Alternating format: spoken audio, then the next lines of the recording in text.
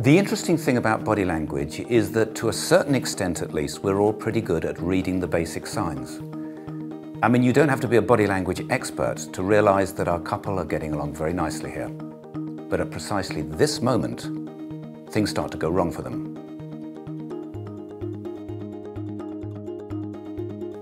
But many of the signals that people give out are really subtle, and we all need guidance in how to read them.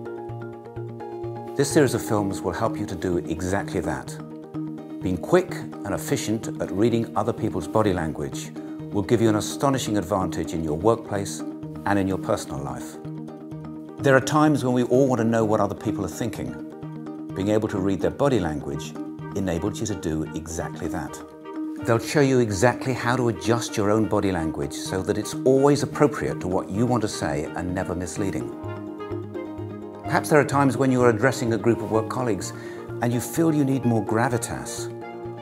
Or maybe there are times when you feel you want to come across as more approachable, more open, more passionate. Well, I'm a body language consultant, and that is exactly what I do. I teach people how to manage their own body language.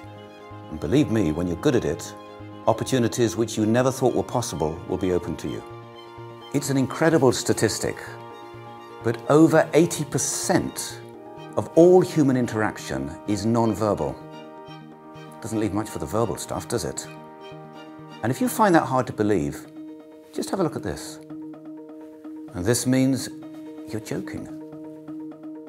And this, don't you dare. And this means I'm exhausted. We're all doing it, all the time, communicating without saying a single word. Well, you're probably waiting for a little tip, aren't you? Something that you can go away and start practicing.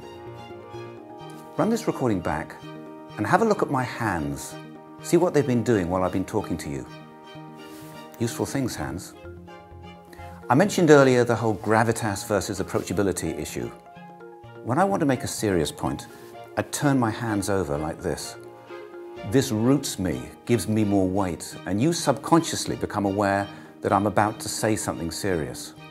I do a lot of work with teachers. You don't need to raise your voice when you want to say something serious. If you're reprimanding a student or asking a class to listen to you, just turn your hands over. And when you want to come across as warm, open, friendly, approachable, open up your hands. I'm doing it here. I'm aware that if you're going to follow this course, it's not just important for me to come across as somebody who makes serious comments the whole time. You've got to quite like me, find me approachable. That's why these things are so useful. Do you want to know one final thing about hands? Liars tend to hide their hands. Now that's useful to remember for a couple of reasons. Firstly, it helps you when you're assessing whether somebody is being honest with you.